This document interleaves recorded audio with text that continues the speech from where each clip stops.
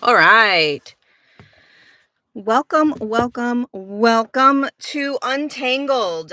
We are on episode 81 of Untangled with Lori Ladd, and I am in my car today. We just had a little bit of a um, shutout of the internet, so we are back, and hopefully people will be able to find me over here. Hello, hello, hello, and welcome back, you guys. It's good to be here for another Untangled, and, I'm happy to share this time with you, to share this energy with you. Um,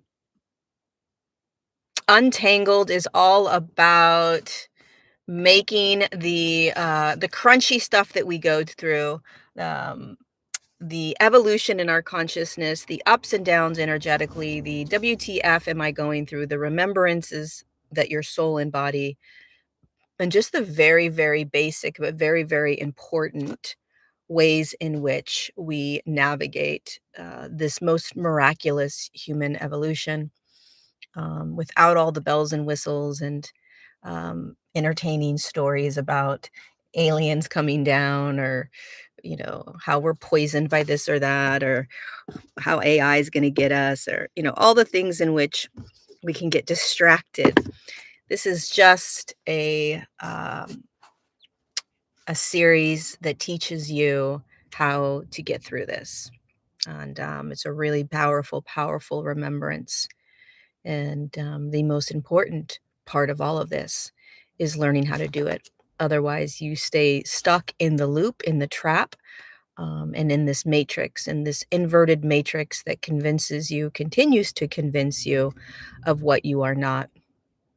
And the evolution in human consciousness is remembering who you are. It's really that simple. And when you remember who you are and you learn how to navigate this world through that lens every single day, then you are being an example of that to others. And there's a lot in this world that will uh, convince us that this is not possible. It will convince us that we cannot be the souls that we have incarnated as.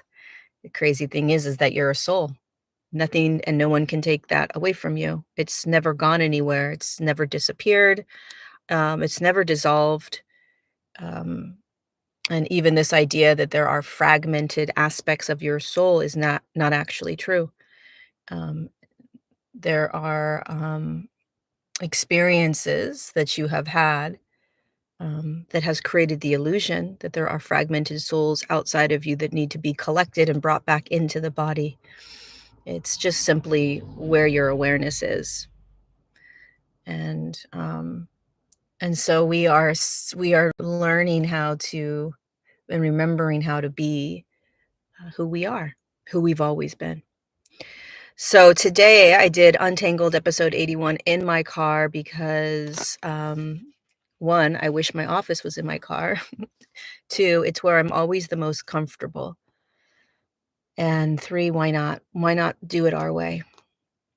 I don't know if you guys work on social media, if you have to work on social media, but it is next level right now in terms of all of the people that will reach out to you and say, "Did you know you could grow your audience this way? Did you know that this sales funnel is what works best? Did you know that if you you can 3x your course that you teach if you do that?" I mean, it's like it's so inundated with follow the way we do it and we will create success for you, or follow this strategy of how it works and you'll be able to make more money, or and it's really, really, in my opinion, very dangerous because it continues to pull people.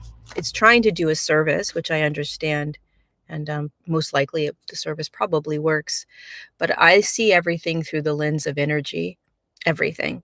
And so anything, whether it's something that's going to help grow my business or money or not, anything that pulls me out of my unique expression um, is a disservice to my evolution.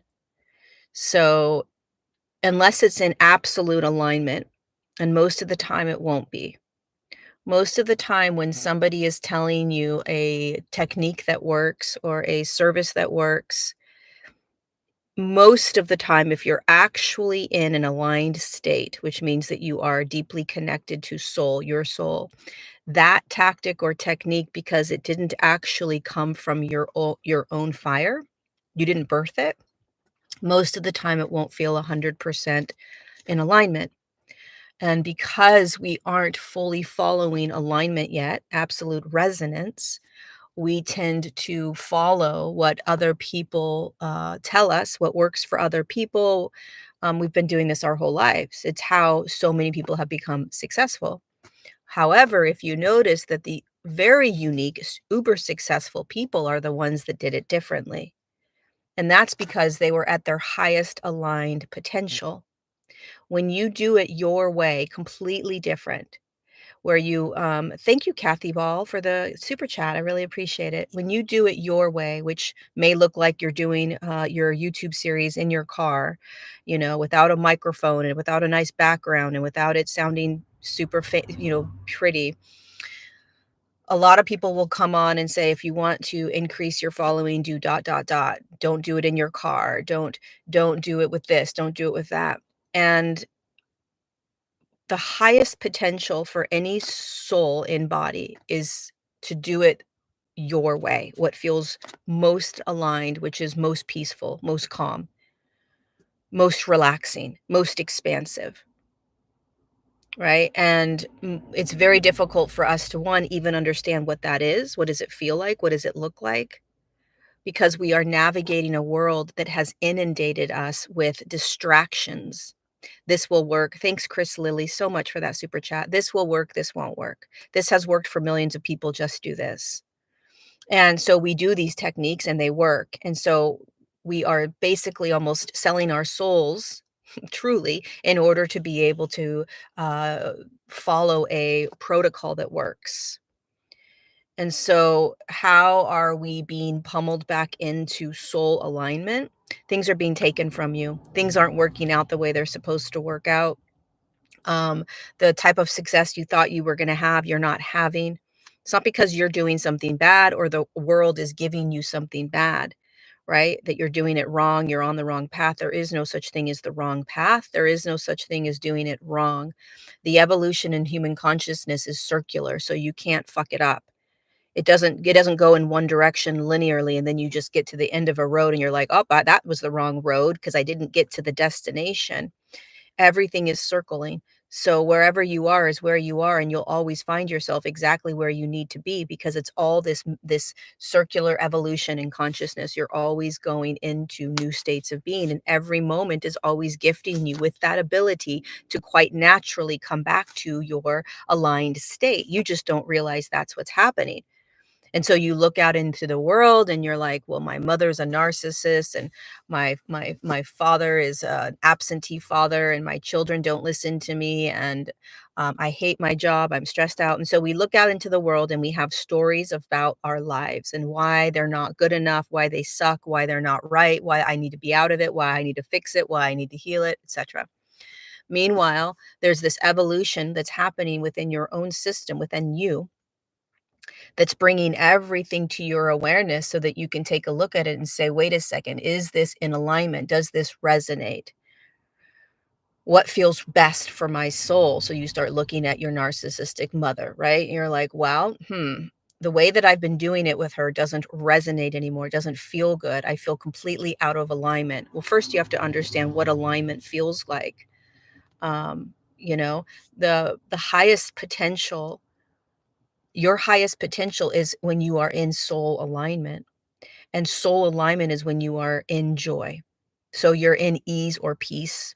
So you're doing things that light up your soul. Now, many of us can't do that throughout our day right now, perhaps, right? We have children or we have family that we have to take care of. We have certain jobs that we have to fulfill. We have to go to work at 9 a.m. We have to come out at 4. We have to go pick up our children. So life takes you on a ride while you are starting to awaken and unravel and step into your highest potential, which is you are coming back into alignment with soul. The more that you commit to that, the more that you commit no matter what's happening in this world, I'm committing to soul. I'm committing to coming into alignment with soul. The more that you say that to yourself, first of all, you get out of the way because you, the egoic Haruka, doesn't know how it's going to happen. And the Haruka is not in charge. Haruka's soul's in charge. And so what the soul is going to do, what life is going to do with the soul for the soul, is bring everything to Haruka's attention that is pulling her out of that aligned, free, spacious, joyful, expanded state. Then what's going to happen is Haruka's going to guess, or she's going to doubt everything that is rattling, and she's not going to trust what's coming. She's not going to trust her soul. She's not going to trust that her soul has her. She's not going to trust that what she can't see may actually be coming, right? But because she's not in it right now, she doesn't trust it. That's that flow state. The flow state is going to bring you wherever you need to go, but you can't see around the bend. So you have to learn how to trust. Soul alignment is letting go of control and letting soul guide you, which means that if you have a trip planned, I had a trip planned to go to Africa today. And as it got closer and closer to the day, I was feeling deeper and deeper into it, feeling into it, which means I was asking my body what it felt like. Your body is the compass. Your body is where soul resides, and soul speaks through body. So the soul's highest aligned place is going to be felt within the body. You can call it intuition, guidance, knowingness, but the body doesn't lie. Right? Body doesn't know how to lie. It just knows how to show up and experience the energetic world. So as I was getting closer and closer to Africa, I was going into my mind to kind of try to figure it out. Like, am I going? Am I not going? The pros and the cons. And then I dropped deeper into my body. And what's so fascinating about dropping deeper into the body's sense, and the reason the body's sense is the highest aligned state is because that's where soul is speaking to the Lori that works in the mind to figure things out. Cancel the trip, don't cancel the trip. That's the mind has to be here because the mind is navigates how to do this physical reality. But it is the body that is the compass. It's the body holds the soul, and so the soul is always speaking through body. Right? That's why resonance is the most important piece here. That's why feeling is everything. If you can't feel, you'll never be able to access soul. And so it got closer and closer to Africa, and I was like, shit. There was a knowingness inside of me that knew that where I was right now with my work was more of like a cocooned, I was in a cocooned creative place. I was, I'm starting to be in this creative flow. I can't explain it with words. It's just a felt sense of like, it's not right, Lori, because if you go, it's a very long flight. And, when you're in Nairobi or in Kenya, it's a very different experience than going to other countries. It's very, very different. And so you're navigating things that you don't really have to navigate, blah, blah, blah. Anyway, my body was saying no, even though my heart wanted to go so fucking bad. All I wanted to do was be in Kenya, but my body was saying, "Not yet. It's not quite the time. You're trying to squeeze it into something." And I knew that at the core of my being, that was the truth. Now this takes practice. This kind of type of discernment, and maybe many of you on here know exactly what I'm talking about, but this type of discernment is really intricate. It's so subtle. And because the mind is gonna say, "Oh my God, I really want to, and I have this planned and this plan, and I paid for this and blah, blah, blah." But if you wanna live in your highest aligned state, many times you will be the plans that you make will not follow through. The things that you try to plan out months in advance won't happen. You'll start realizing that what you are going to do is going to arise more in a now moment because that's where your body is at its aligned vibrational state with soul right then and there. So in 3 days, the body may be reacting to the energetic world differently. It may say, "No, we aren't going today." And you're like, what are you talking about? 3 days ago, we had it all planned, right? This is the flow state. The body is making decisions based on the energetic world and based on what's in your energetic world inside. We don't live this way. Most humans look at this as rude, disrespectful, inconsistent, selfish. And unfortunately, this is how soul lives. And so you just end up not making a lot of plans. You end up knowing that if you do make a plan, there's a high probability of it being changed. And so you just start learning how to voice this to others, how to speak this to others, and you start to learn to allow it to be okay. Even getting a job, it's like, listen, I might get this job and I might love it and I might be super stoked on it. And then 6 days from now, I'm like, holy shit, this doesn't resonate anymore. And that's completely okay. It's also going to be very normal when you live in an energetic world. Nothing stays the same. And so the more that you can start to allow this to be what it is, then it's not so weird. Then you're not suppressing what's happening. You're not negating it, pushing it down, pretending. Because every time that you try to pretend that you're okay, that you've got this, that you shouldn't be feeling a certain way, that if somebody else was in your shoes, they would just do it, or they would suck it up, or they would, all that's doing is suffocating your highest aligned place, your highest potential, which is true and absolute alignment with soul. And you're going to go through ups and downs of this. You're going to think that you followed your highest aligned state, and then it turned out that maybe it was more of the egoic desire that pulled you there. You're going to follow your highest aligned state, and then shit's going to go wrong, and you're going to doubt the highest aligned state. Following highest aligned state doesn't mean that things always go right. Not at all, my friends. Following the highest aligned state just means you're following your highest calling, which means your soul's pull. And the soul isn't always saying you're going to find yourself in joy every single moment, right? The soul is trying to get you to let go of all the illusions that you hold about yourself.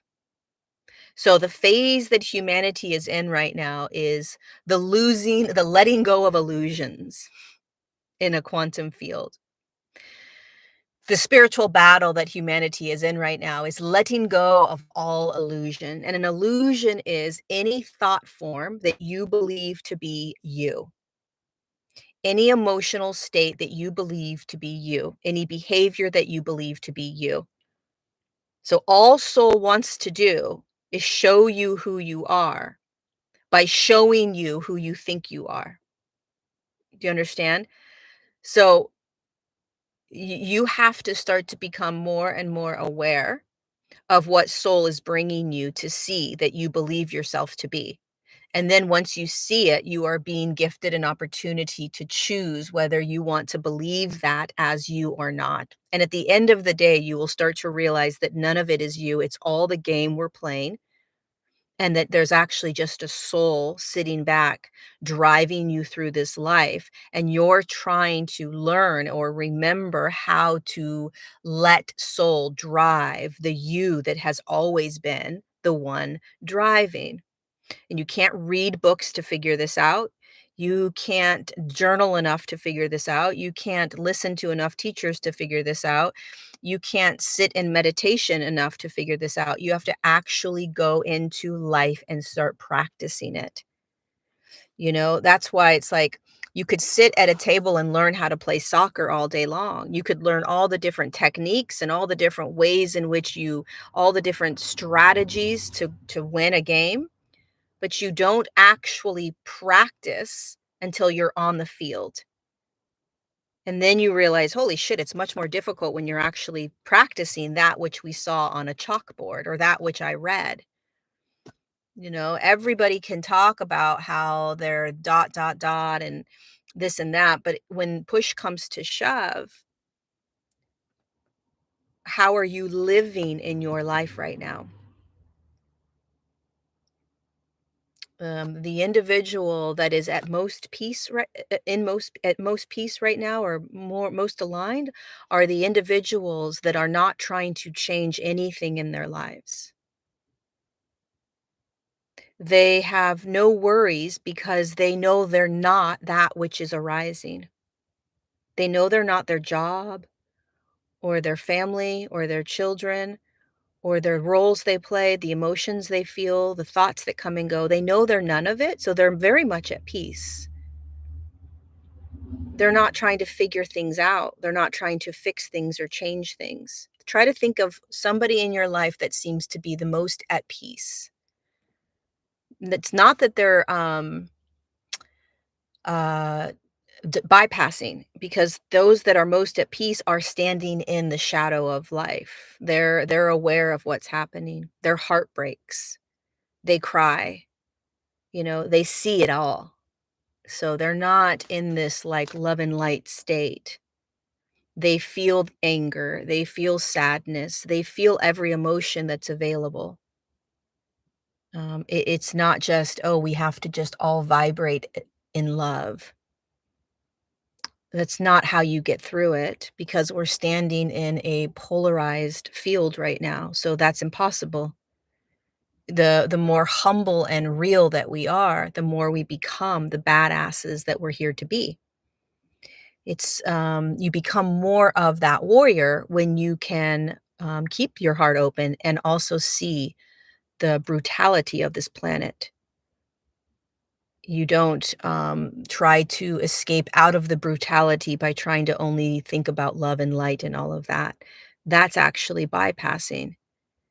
The hardest part about this evolution in human consciousness is that we actually have to stand inside of this darkness. That's this You go through it. You move through the dark, and you courageously start getting used to that more and more and more and more and more. Um, you know, Demons are very real. What do bridges look like to follow the body soul and have the mind available to navigate the outsider world simultaneously? Well, I'll just give you an example of um, me just deciding to go to Africa or not, right? Which I don't know anyone that makes a game day decision to go to Africa the day of, actually 2 days. But so the way that you sort of bridge the body soul feeling state, like it's a knowingness. And then the mind, which is the one that makes the decision. So the mind says, "Okay, we're not going." It's a team. It's like we're your teammates. The mind and the ego and all of that works with the soul in body. You work together, right? But for me, the this evolution has been all about going into the body so deeply that this gets to have the last word. I follow this first. I follow body soul alignment first as much as I can. And usually it doesn't make sense.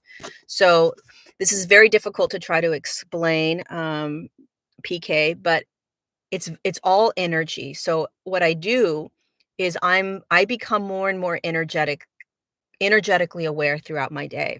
So what that means is I'm always asking myself, how do I feel going to my yoga class? How am I? I'm navigating what it feels like in my body to do the things I'm doing.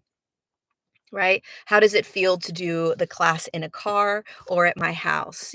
My body, my soul felt more expanded in the car. And so I was like, okay, I'm going to do it in the car, right? Now, if you're starting to practice how do you live from a more soul aligned state, you really want to pay attention to how, well, no, it's not professional. The Wi Fi may go off, all of these things, right? That's all logic. That's all mind. And it makes perfect sense. And it would be a really beautiful reason why you wouldn't do it in the car. And so there isn't a right or wrong. Okay. Oh my God, I didn't follow my soul aligned.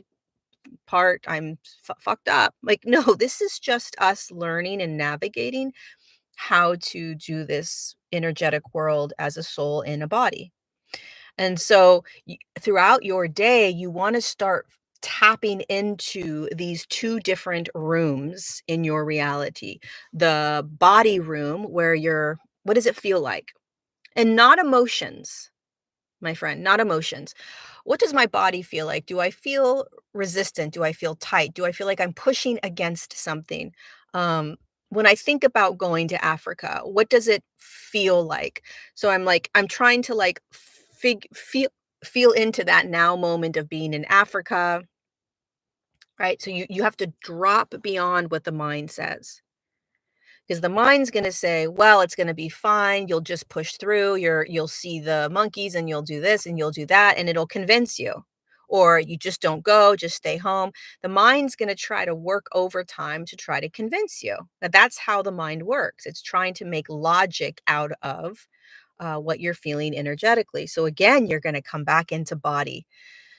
What does it feel like? What does my body actually feel like? And I swear to you, it's this energetic dance that you have to start doing. Like, and it's not easy. It's not easy. It's confusing. It's supposed to be confusing because we haven't lived as soul aligned humans. So we're learning how to come back in and live as souls aligned, right? But when you know something, you know something. That's soul alignment. When you know, it's like this is an absolute knowingness. I have to go do this, right? This just feels right. Nothing that anyone says can change your mind. Nothing that your mind says can change your mind. It's a very comfortable feeling. Like when you have that knowingness, it feels so good. Not because it's the right thing to do or the wrong thing to do. It's because your soul is guiding you. You're listening to soul as awareness and you're like, "Ah, this is the right the next right move." And it's scary perhaps because you don't necessarily know what's coming, let's say, but underneath all of that, it's like, "Ah, feels good." Then what happens is the mind takes over and says, "Okay, you've gotta do this, and then you've gotta do this. So you gotta cancel your flight, you gotta let your friend know, you gotta." So then there's all the ways in which you've gotta do it with the mind. The mind is the one that, takes all the action. The soul is just the compass that says, "Go here or go there." Um, does that make sense? Um, it's good that you hear your mind more and more right now because everything is a training ground. Everything. So the more that you're hearing your mind, what a gift, because the more you'll be able to hear the mind. The louder your mind is, the louder the thoughts are, the easier it's going to be to hear the thoughts. And you want to hear all of the thoughts because when you can hear the thoughts no longer control you. When you realize it's a thought, it no longer has control over you. You are now aware. You're now observing a thought. And so we think it's a bad thing if our mind gets louder. I've got to quiet the mind. I've got to quiet my thoughts. The awakening process, one of the very first things Eckhart Tolle ever says in his Power of Now book is that when you start doing this practice of being present, your mind will get louder and louder and louder. It will get more and more active. It gets louder and louder and louder because you have not been hearing all of the thoughts that are just constantly, quite naturally moving through your now moments. Eventually gets quieter, not because you're in charge of quieting the thoughts, because you're not. It gets quieter because you start to get used to all of the different thoughts that are moving about in the room and they don't take you any longer. They don't pull you. So there what happens as you awaken more and more is that the thoughts that started to get really, really loud start quieting on their own naturally. You don't have to go and, do some sort of ceremony or you don't have to sit in meditation every day. You just have to show up for life and be in life every day and let life show you what needs to be seen. So let all the emotions come up, because what the emotions are showing you is what it is that you're afraid of feeling, which means that you're attached to it. Like it is you and it's not. So soul is gifting you everything all day long. Awareness is your greatest, asset, because awareness is gonna show you what is not soul, and soul is looking at all of it saying, "Wow, what a freaking crazy world the human experience is," you know?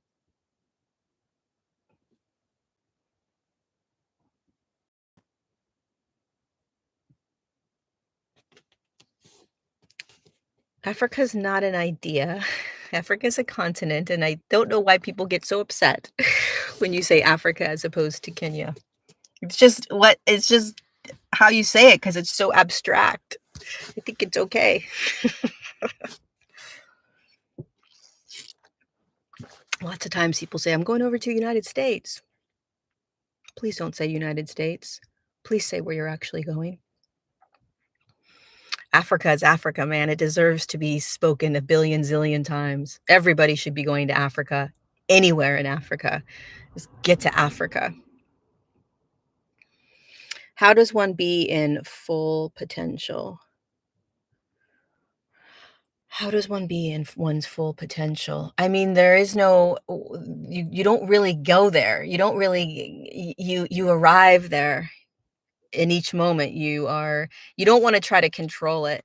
Um, you don't wanna try to control how you get to, any aspect of what's coming. You just wanna show up. Just show up in your life.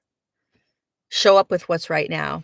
And if you can use the lens as you're showing up, if you can use the lens that everything is guiding me to what's next for my highest good, no matter what. Everything. Everything is teaching me to fine tune my tools in my pocket, right? So you want to really look at life as gifting you the tools that you need. So how is everything that's showing up for you, you fine tuning the tools? That's how I would look at it.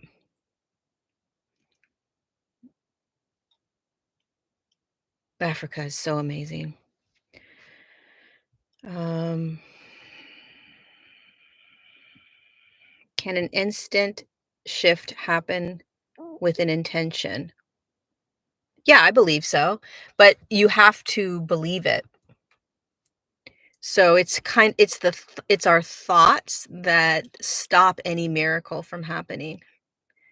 If you believe it so intensely that it's absolute, then a prayer can instantaneously shift you 100 billion%. I truly, really, truly, truly believe that. What are your tools in your toolbox? That's a great question. I love that question. Me personally, my to hear what your guys' tools are in the toolbox of navigating this evolution. The tools that I continue to be shown or fine-tuned, um, is staying present.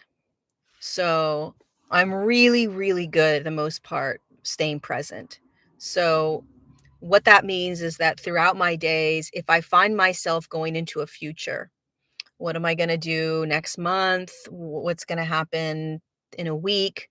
I will practice coming right back to just what's right here. What am I doing right now? What do I have to prepare for right now? What's going on right now? And I've gotten really good at it. So I don't really think too much like, oh, get back to presence. But in the beginning, that was a tool that I practiced. I'm rarely in my past. Once in a while, a past, thought or, memory will pop into my now, and I'll play around with it, but I rarely go backward and try to look at things or figure things out. To me, that's just really, really exhausting and, like, legit a waste of time. Um, unless I am processing something in the moment that has to do with my past. Um, but it's not a conscious choice to go back and just talk about a past. There's a processing or an alchemization that's happening in my now based on an emotion that's arising or thought beliefs that are coming up. And so I'm going back into the past saying, like, oh, yeah, that's because dot, dot, dot. So I'm very, very present. That's a tool that I'm practicing all the time, just really, really acutely aware of that. I'm always feeling. I'm always feeling anything. And I'm not feeling all day long because sometimes there's not feeling states, but I am allowing whatever is moving through me to move through me. So I am very aware all day long throughout my day of my feeling states. I'm irritated right now. 7 minutes later, I'm completely at peace. 30 minutes later, I'm calm. 2 hours later, I've got this anxiety in me. 4 hours later, I'm feeling excited and aligned. I don't know what's gonna happen. I have no Lori, the ego has no control over what's coming. She doesn't know, because every moment you are walking into a brand new moment that you're not in control of, because you live in a quantum field and you're not in charge of the quantum field. So every moment that you are walking through life is a new moment that cannot be controlled. What can be controlled is how you be in it. That's the toolbox.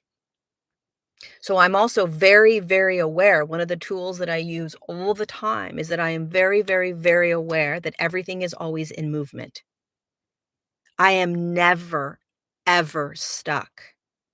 I don't even grab the concept of being stuck. It makes no sense to me. I know that whatever I'm in, I'm constantly moving through it. Another tool that I use all the time is that if I ever find myself in something that I don't like, I never ever try to get out of it. I don't dwell in it. I don't sit in it and say, woe is me. This sucks. I really wish I wasn't in this. I am like, "Oh, hell, this is rough right now. I am in something that is catapulting me into something else. I am alchemizing, I am processing, I am my body is moving me through something. Wow, this one doesn't feel so good. Wonder how long this is gonna last." But I'm the observer, I'm observing it. I'm not saying, "Lori, there's something wrong with you. How could you possibly be in this again? You gotta figure out how to get yourself out of this." Blah, blah, blah, right? The fear state. Um, Especially if there's grief, especially if there's deep, deep wounded triggers that are coming up.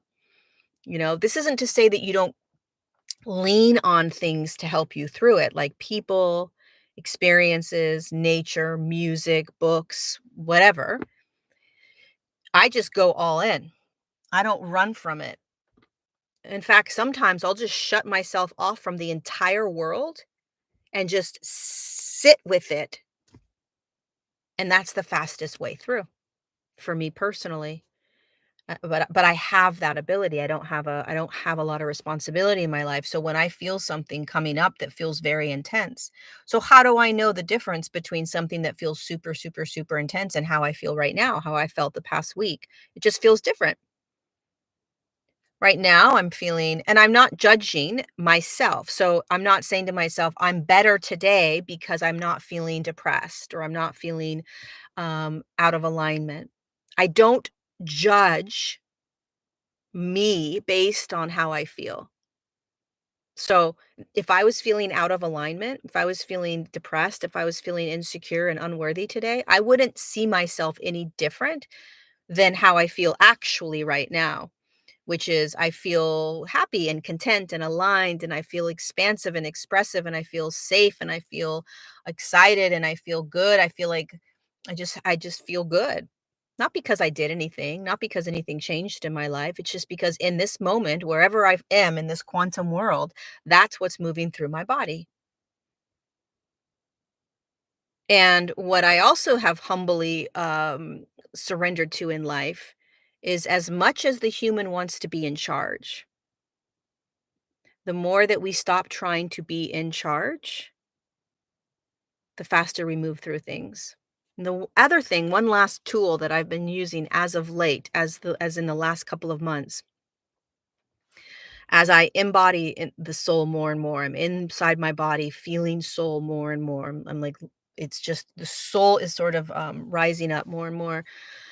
One of the things I'm realizing is that soul is a badass. Like, soul is not this like chill, kickback, like, Om, Shanti, Shanti, Om, love, light, all is well. That's not soul. At least that's not my soul. My soul's like, get the fuck out of my way. Everything in this quantum, dualistic, polarized, physical reality is going to try to convince me that I'm not this soul. Holy shit.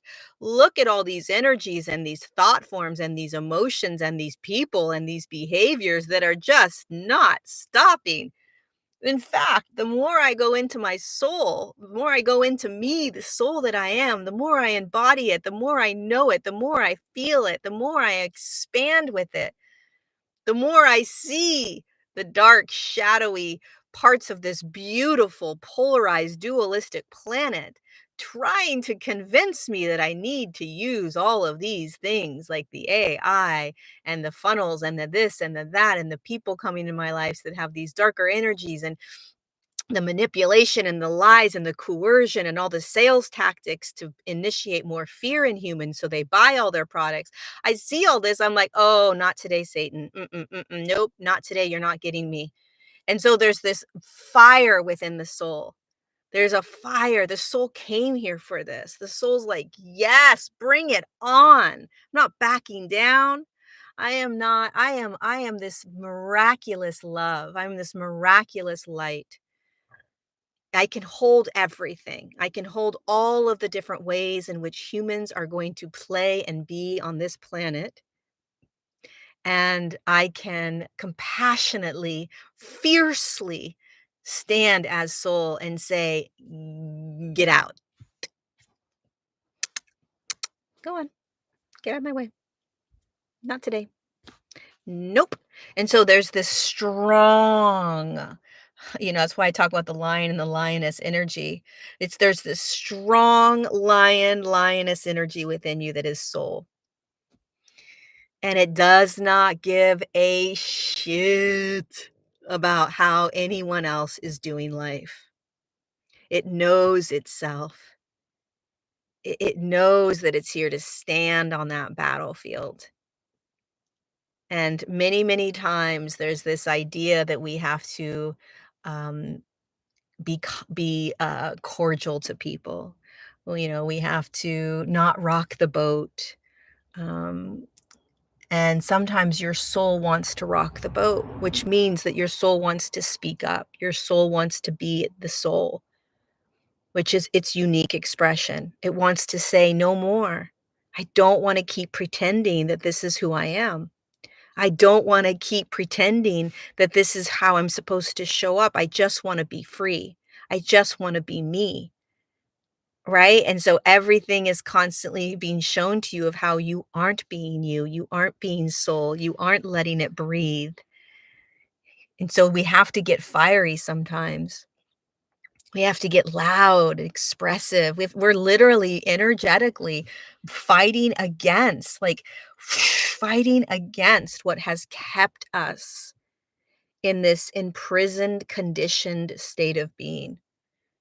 And so the more that you start awakening into the light of who you are by all the shadow and darkness that is continuing to be presented to you, which is not being in flow, which is not having trust in your intuition and your knowingness, which is letting other people tell you who you are, what to do, how to feel, which is more confusion, right? Less motivation, perhaps, more feelings, way more thought. And it's not more, it's just you're aware of it.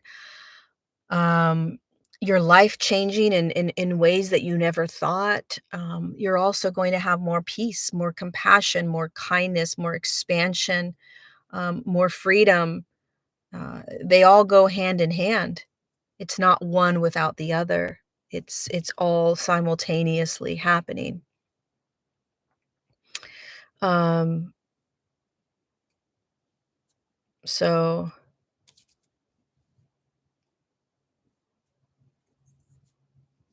yeah, there's a deep knowing inside of you that's building. It's getting louder and louder and louder and louder. It's it's really exciting, really exciting. Thanks, Viola, for being here.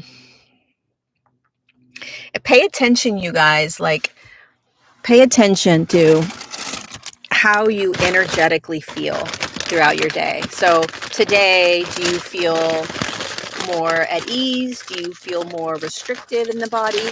Um, without having judgment, right? Without having judgment.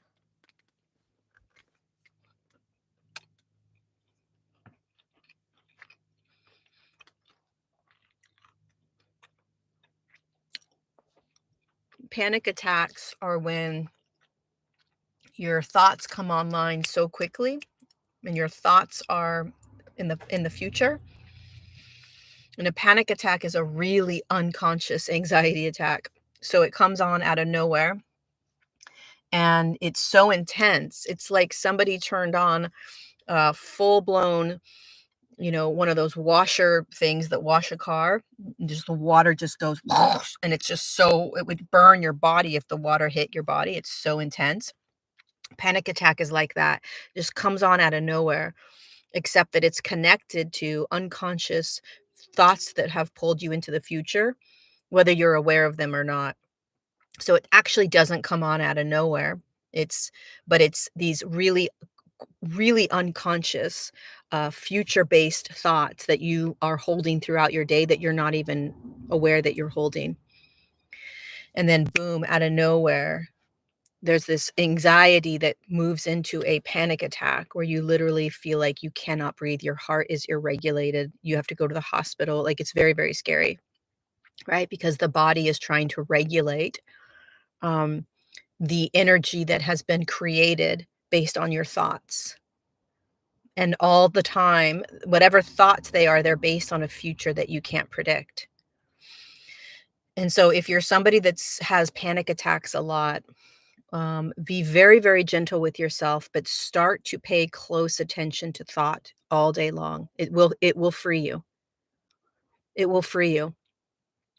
Start to recognize that you are having thoughts based on a future probably all day long, and you don't even realize it.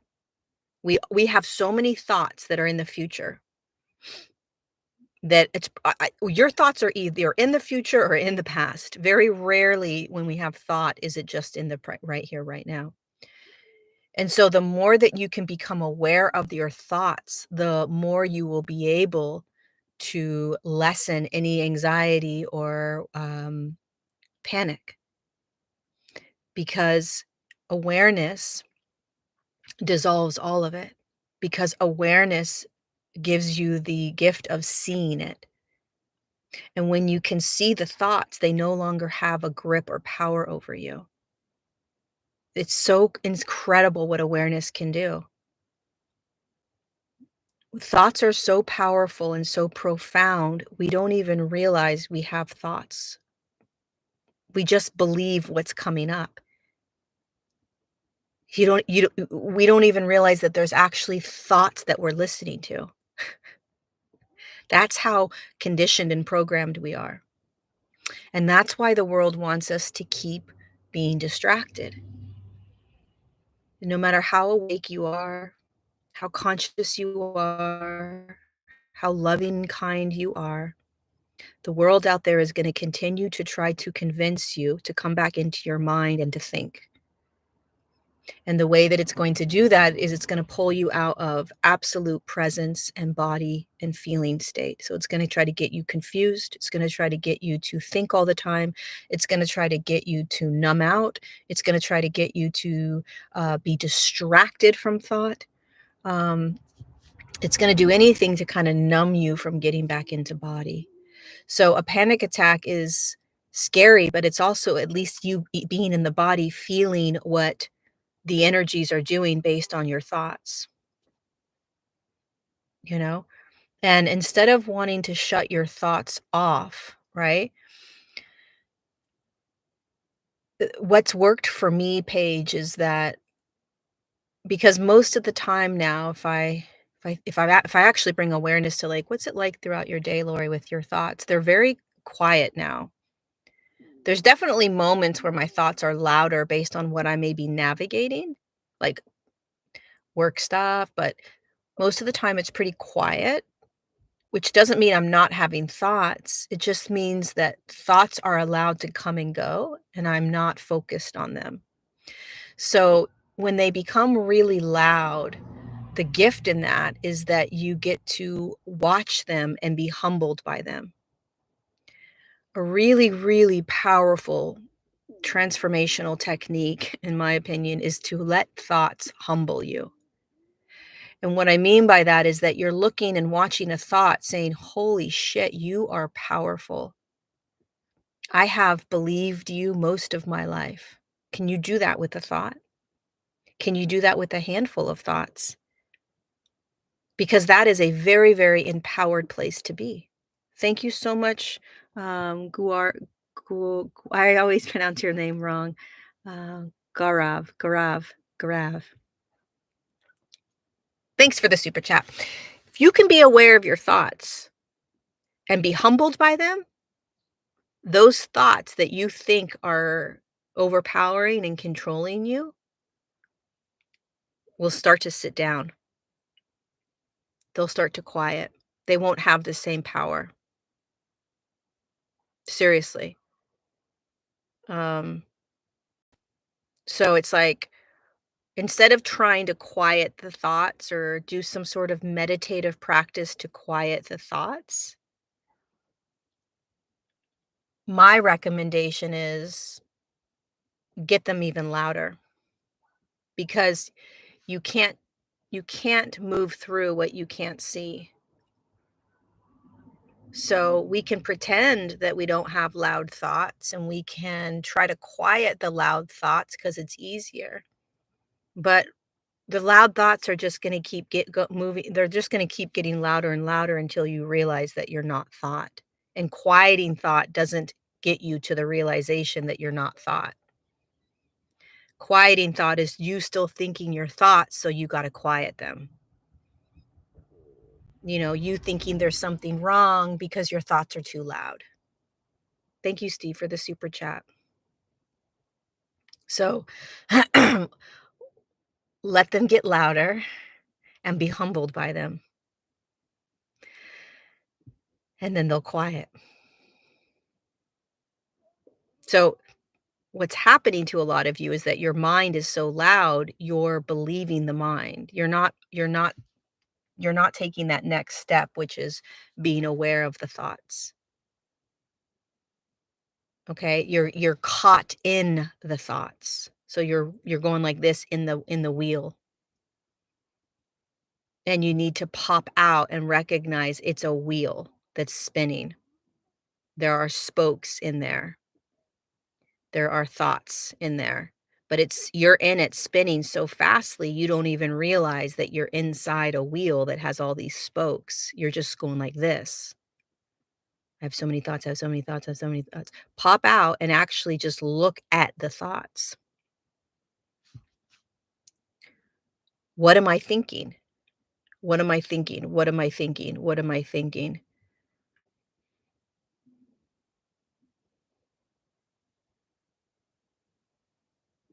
What am I thinking?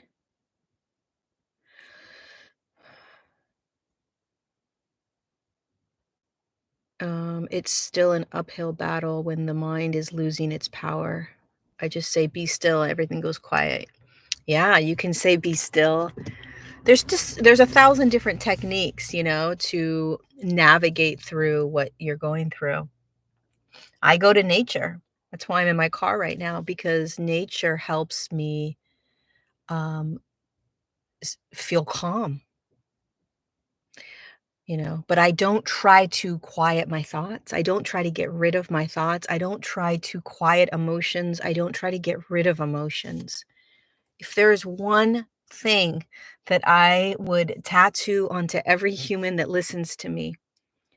It's that your greatest power, your greatest superpower, the greatest thing that you could gift yourself right now is to remember that every single thing that you are experiencing is designed to be felt through the body.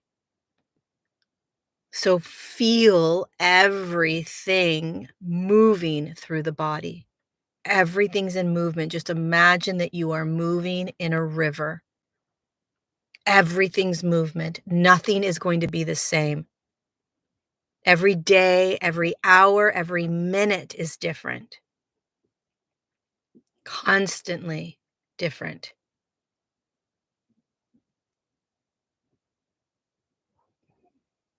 Hi, Mike. It's good to see you. How do we step out of thought? You cannot step out of thought. That's like saying, imagine you're in a forest, okay? And the forest is forever. Like the forest is the entire planet. And you ask me, how do we get out of the forest? You can't get out of the forest. You can't step out of thought. You have to just be aware of thought. And when you are aware of thought, you then have a choice as to what you're going to think. You start choosing thought because thought is coming and going. I think there's like 80,000 different thoughts or more that you have, that you experience every day. It's a matter of which thought are you pulling in like a balloon and holding close to you as your reality. What creates our reality is the thoughts that we grab. Eventually, what we will all come to is that thoughts are just coming and going. I am not thought.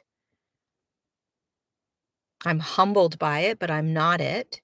And I'm just constantly consciously aware of the different thoughts that come and go. And am I going to grab certain ones and make it my reality or not? You don't ever leave thought or get out of thought. It's impossible. That's what's so unique about this human experience is that we live with this thing called thought form.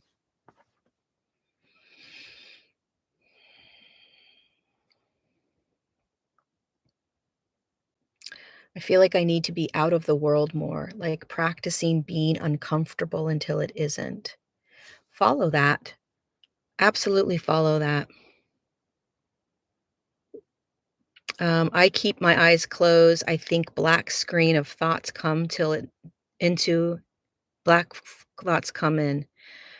When I begin to open the doors, now it's watching those.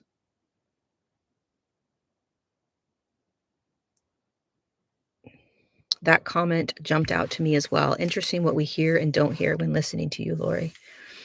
What comment jumped out? I swear I feel like an alien to this life, like I just don't belong at all.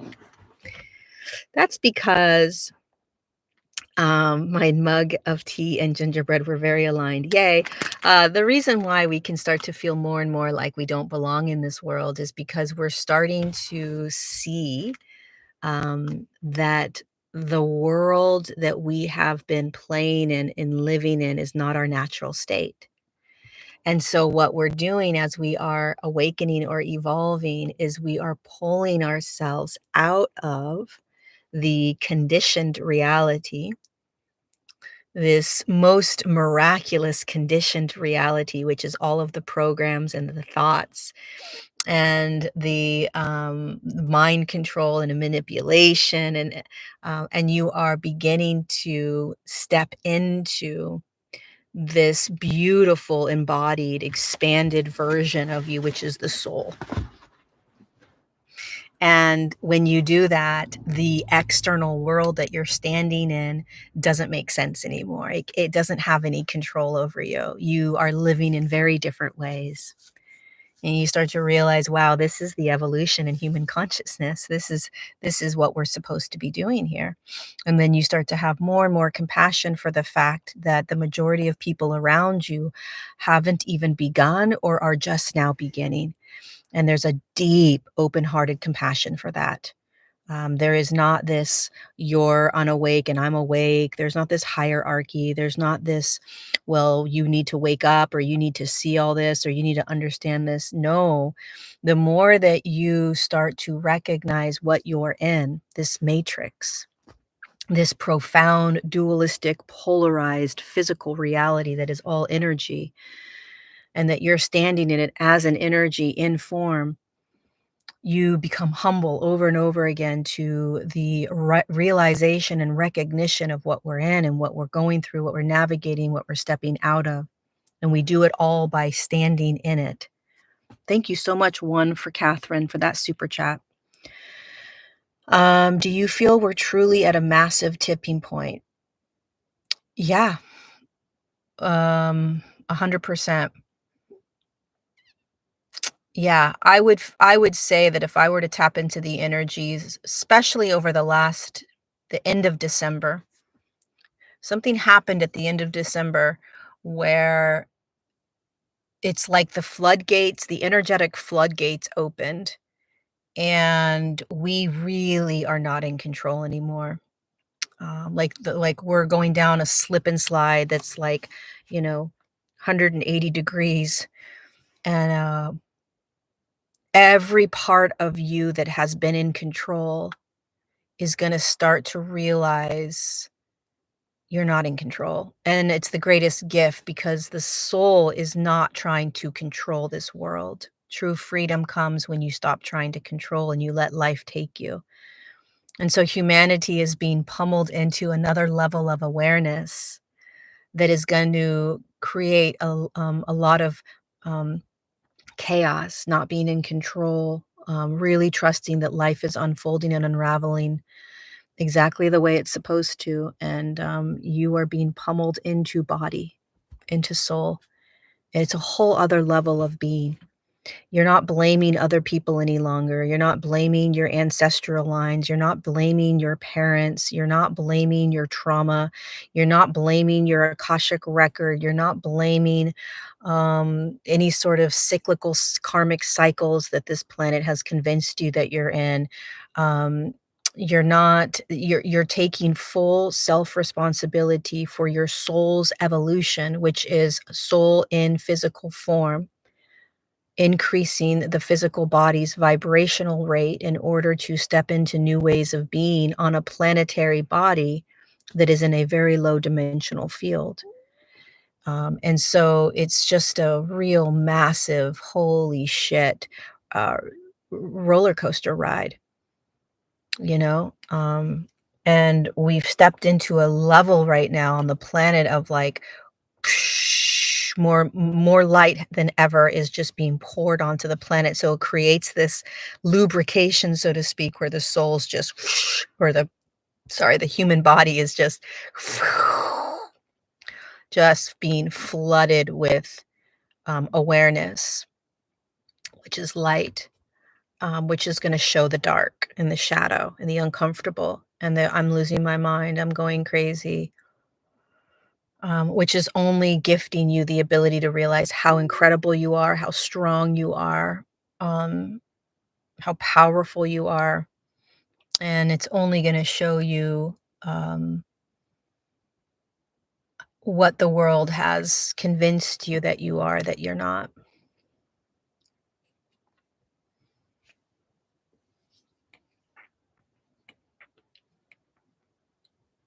Am I concerned about the upcoming solar eclipse, lunar eclipse, spring equinox, Mercury retrograde? Hold on. Oh, wait, I gotta get to that. Oh, I missed the comment. I can't scroll up. Oh, there it is. Are you concerned about the upcoming solar eclipse, lunar eclipse, spring equinox, Mercury retrograde? They are saying power grid problems coming. I'm not concerned with power grid problems coming. Only because if it comes, it comes. If it doesn't, it doesn't. I don't I've never been one is a preparation for what may happen. Um, I've been in this um, kind of spiritual awareness for a very long time, and there's always something coming down the chute. Most of the time, it doesn't happen. Doesn't mean that that may not happen, but I don't. The only place I want to be is in the right here, right now, and everything else is pulling me out of the most empowered place that we can be. So even if there is a power grid problem that ends up coming down the chute, I'll be more prepared based on how I'm navigating my now, in my opinion. Anything that pulls me into any sort of fear of in preparation, preparing for something will create fear. Otherwise, you wouldn't prepare for it. So anyone that says, no, it's not fear, it's just being smart, your soul would say, you're fine right here, right now. And then people would say, that's really stupid. You should prepare. Well, the soul knows that it doesn't have any idea what's coming. The soul's humble to that. The soul knows that the world's gonna change over and over and over again, and we're not in control of trying to control that change. The soul knows that it's always taken care of, and if somehow the soul ends up passing during a power outage, then that's what happens, and not everyone, most people aren't going to resonate with this message, but it's our truest aligned, it's our highest state of being. And the more that we can do that, the more we will stop listening to these types of stories about trying to prepare for something that may never come, which truly just pulls you out of presence, pulls you into a tad bit of fear, whether you believe that or not, using the storyline of no, it's actually empowering me.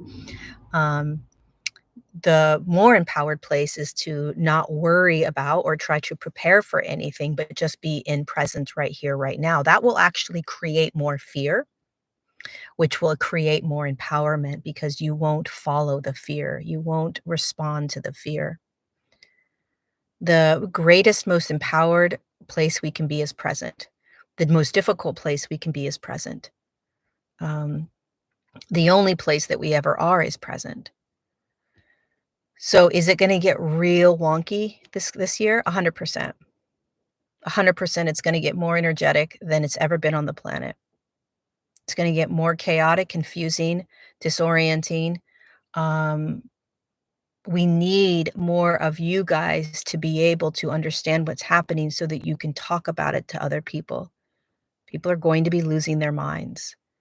People are going to, their people's lives are going to start to shift and change in very subtle but much more profound ways than ever before. And so you guys are experiencing it right now with your feet on the ground, so that you can share this with other people when it gets really crazy. In the next 3 to 4 years, it's going to get more and more intense. And in my opinion, it's not about preparing for what's coming. Like, I better get all my water and food and, I better make sure I have all these things. That's fine if you wanna do that. It's great. I just wanna know how you're doing with your everyday now moments where the emotions arise and you don't know what to do with it. That's the more empowered place, and that's what you're being asked to learn so that when the shit does when the shit hits the fan, it's such a weird and nasty example. Like, what does that even mean? When the shit hits the fan? But when it does hit the fan, um, there won't be a panic within you, you know? Um, and again, prepping for whatever you wanna prep for is fine, but you're always gonna be prepping. They are always gonna feed us stories of what we need to prep for. Any tiny, tiny piece of fear that resides within us can still be hooked by the outside world, the systems that control us, and we can still be controlled. Anyway, you guys, if you liked this video, hit the thumbs up button. I forgot to ask you guys to hit the thumbs up button. Hit the thumbs up button. Subscribe to my channel if you haven't already. What else? Oh my God. The most important thing, if you're still watching this, is I am going to be doing an in-person 3-day workshop, April 19th to the 21st in Boone, North Carolina. in the Blue Ridge Mountains. Talk about nature.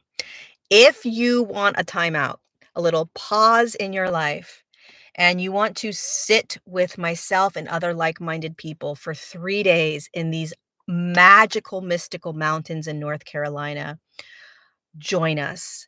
It's going to be, really activating, alchemically transformational, like, from the inside out. We will be connecting back into our souls in a really deep, deep, profound, humbling way. We will be connecting to the stars. We will literally be out with our blankets and candles, and we will be connecting deeper into these beautiful, um, higher dimensional light beings that are working with this as us. Um, we will be having breakthroughs, breakdowns. We will cry and laugh and sing and dance. It's just going to be an incredible weekend. So if you want to join, if you're on the fence, if you're like, I don't know, do it. You will not be disappointed. The description and the link down below is there to join us. It's not too late. The more, the merrier. And it's April 19th to the 21st at the Art of Living Retreat Center. There's all the food you need. It's vegetarian. There's yoga classes. There's a spa. We're all going to be staying in the same space, not in the same room. um, what else is there? There's everything. There's so much. It's not just coming to the retreat and the workshop to be with me, although that is huge. Um, there's all kinds of other things to do as well. But we will be busy doing our own magical shifts and changes. Thanks for hitting the thumbs up button, you guys. I appreciate it. I appreciate it. Yeah, come. The beeping confirmation. Um, there is vegan and vegetarian. Vegan options, vegetarian options. There's no meat. No meat.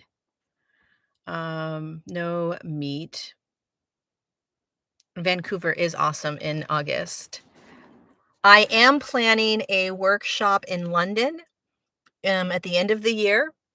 And I am going to plan another workshop, maybe in Amsterdam. We'll see at the end of the year. So if you are on the other side of the water, we are going to be doing an event, a 3-day event in London, right outside of London. I was thinking of doing something in Florida, like Miami.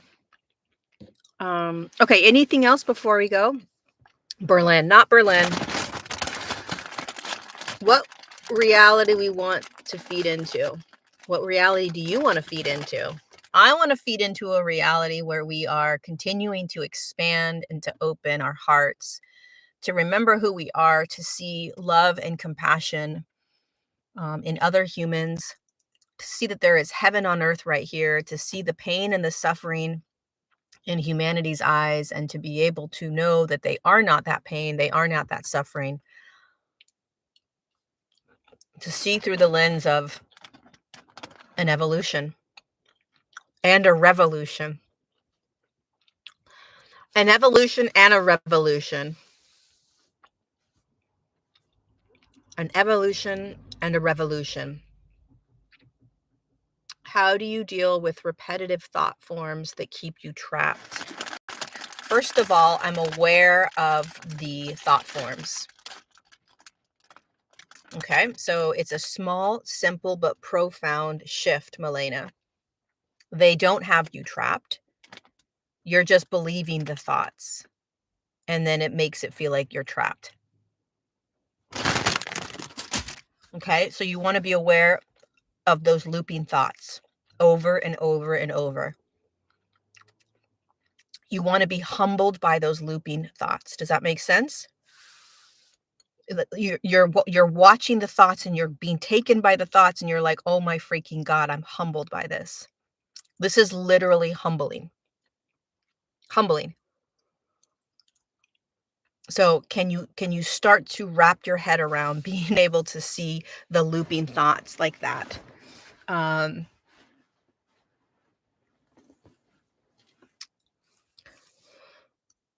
and then I actually was gonna go to Phoenix for a retreat, for a workshop, actually just an evening event. Okay, yes. So then you're gonna see them. Okay, so Milena, you're gonna look at the thoughts as these looping thoughts. Just having that awareness, oh my God, these are looping thoughts. You're starting to pull yourself away from being trapped in the thoughts.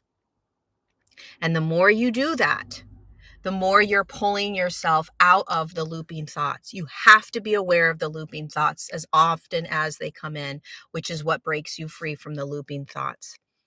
So it's not about getting rid of the looping thoughts at first. All right. It's you have to first be aware of the looping thoughts. Be aware of the looping thoughts. Because see, what we like to do or what we're told to do is just change your thought, just change your thought. But you're changing a thought that you aren't consciously aware of, that you haven't humbled yourself to. You don't even realize the power that it holds. So it's just going to pop back in. You're going to try to change your thought, it's going to pop back in. You're going to try to change your thought, it's going to pop back in. You're in this battle that's driving you nuts. It's like now I'm just fighting against this way I've been told that I'm supposed to change my thoughts, but I can't change my thoughts because this looping pattern just has me. Yeah, because you have to humble yourself to the looping pattern. You have to actually recognize the profound intensity of it. You have to see it right in front of you, being served at breakfast. And then you're aware of this, oh my God, it's a looping thought controlling me. Holy shit. Wow. Then you start choosing a new thought, or you start recognizing this thought isn't true. This thought isn't true. This thought isn't true. You got to see it first.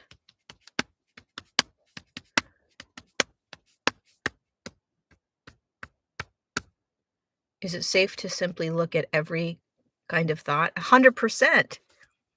Is it safe to simply look at every kind of thought? What's your other option?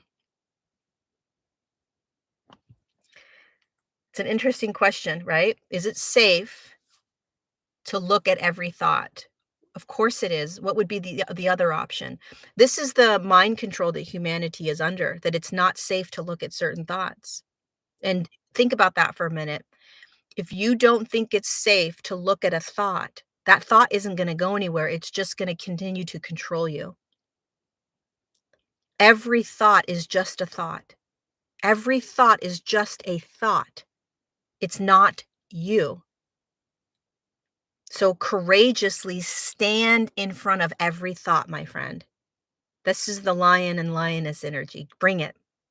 What else do you got? Bring it on. What else am I supposed to be afraid of? Bring it on. What thought, Milena, do you not want to see? Bring that thought into the living room. Bring it in front of you. That's how you break free. That's how you become empowered. That's how you become soul embodied. Everything else is the illusion that the external systems have been trying to convince you to stay in. Every single thought is not you. It doesn't have you. It can show up and be as loud as it freaking wants. You're learning how to see every single thought. There is no thought too big that you cannot see. There is no emotion too big that you cannot feel. There is no behavior too horrible that you cannot watch. That's how we transmute it all.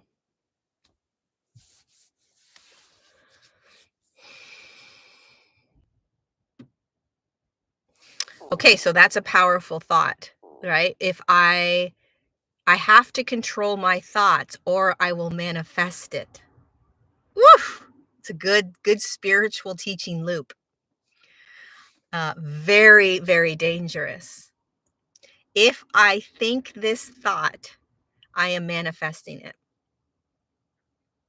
Before we go, this is really, really important. And I'm only speaking from my own personal experience. That teaching is trying to get you to understand the power of thought and your own ability to choose. What the problem is that it's been hijacked. It's a very, very, very dangerous teaching in the sense that if you are afraid of a thought because you think that if you think it, you're manifesting it, you are going to be fighting against the thoughts that you don't want there because you are recognizing, oh my God, these thoughts are coming in. If I look at the thought, then I'm manifesting that thought. And then it's going to become my reality. So I better not look at that thought and I better just pretend it's not there and create some other thought. Because I've been told that if I look at the thought, if I'm aware of the thought, if my eyes are on that thought, then I'm manifesting that thought. Let me bring it up a notch, a different level of awareness. Every thought just is. If a thought is arising in front of you, it just is there. The power here is whether you are believing the thought. So a thought pops in that says, you're never going to amount to anything. You're always going to be in lack. Okay, I'm always going to be in lack. I'm looking at this thought. I'm always going to be in lack. Now, the teachings will say if you pay attention to this thought, you're creating it. What they are trying to tell you is if you believe this thought, you're going to continue to perpetuate it as your reality. If you look at it, you don't perpetuate it. That's like saying that you're in a room full of balloons. But I don't want you to look at the balloons because if you look at the balloons, you're perpetuating the balloons. You're creating balloons. Well, the balloons are there. You're not creating the balloons. The thought's there. It's simply there. The power is whether I'm going to see the thought or not, and then whether I'm going to choose to believe the thought. So the more that you can see the thoughts, the more empowered you're going to be. Because the more that you can humbly see every single thought, it's there anyway. Don't lie to yourself. That's why you can try to change your thoughts as much as you want, but if you're still ignoring what is being served to you at the breakfast table, what's being served to you at the breakfast table is just going to sit there. So you got to look at what you're thinking. You got to look that you actually believe what you're thinking. You have to actually see what you're thinking and what you're believing to be true. And once you do that, once you can see the thoughts, wow, look at what I believe. And you're humble to it, you're compassionate to it, you're in awe of it because it's not you, but it sure does have you convinced. There is this softening, this compassion that comes over you. And you start to say to yourself, what else is available? Is there another thought that I can start to pull in? You are becoming receptive to the world instead of fighting against it by trying to control all of your thoughts.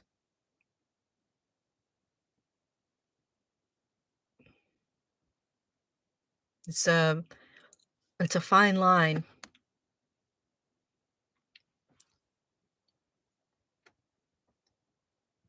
We start with observing the thought that doesn't want to see the fearful thought. Yes. Yes, truth seer. You start by seeing the thought that doesn't want to see the thought. Boom. And then guess what happens? You start to see the thought. Boom. Then guess what happens? You're not afraid of it anymore. Boom. Then guess what happens? You start to get humbled by the fact that it's so fucking powerful and it's been in your life your whole life. You're like, boom, okay. Then it starts to dissolve its power. Boom. Then you realize, holy shit, it has nothing to do with whether I'm focusing on that thought or not. It has to do with whether I believe that thought. So when they say a thought impacts your reality, they mean it in the sense that focusing on anxious thoughts will keep you in anxiety. If you believe the anxious thoughts as you, yes. So if you're focusing on, I'm anxious, I'm anxious, I'm anxious, I don't want to be anxious. Why am I anxious? I'm anxious, I'm anxious, I'm anxious. You're in the thought. Okay? You're in the thought. Now, if you recognize that you are feeling anxiety, that your thoughts are creating anxiety, you're now pulling yourself out of the thought. You're now watching the thought. So instead of being in the loop, in the spoke, I'm anxious, I'm anxious, I'm anxious, I'm anxious, I'm anxious, I'm anxious. I got to get out of this. I got to get out of this. I'm anxious, I'm anxious, I'm anxious. I'm never going to get out of this. I hate this. I hate this. You are actually in thought. You believe that you are in that thought. And that is your reality. When you start to realize that you are in a thought, when you start to realize that you are believing this thought, that you're caught in the spoke of the thought, you start to have awareness. You slowly start to pop out. And when you start popping out, you start realizing there's this wheel moving called anxiety, right? You start watching yourself experiencing this looping thought, but you're outside of it now. And you're like, holy shit, look at that. Look at what I was in. Wow. Wow, wow, wow. It's taken me. And then you start to look around in this quantum field. Is there peace here? Is there calm here? What else is available? Right? And then you start to maybe pull in this other thought of I'm calm.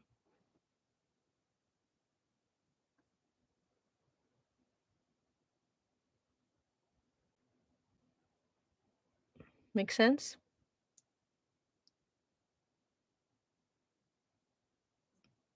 If you believe these thoughts, then it will create your reality. If you just simply watch them as thought, you realize, like, holy shit, they don't control your reality anymore. They're just thoughts that are coming and going. They get to be here because they're here. Doesn't matter.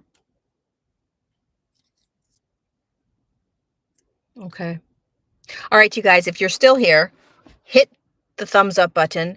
I'm going to get out of here because I've been on here for an hour and a half. Untangled episode 81 is complete. Um, if you are around on Thursday at 2 p.m. California time, join me here on YouTube for episode 5 of The Divine Design, which is the book that I wrote. All about the evolution of humanity and this planet and our history with humanity and this planet.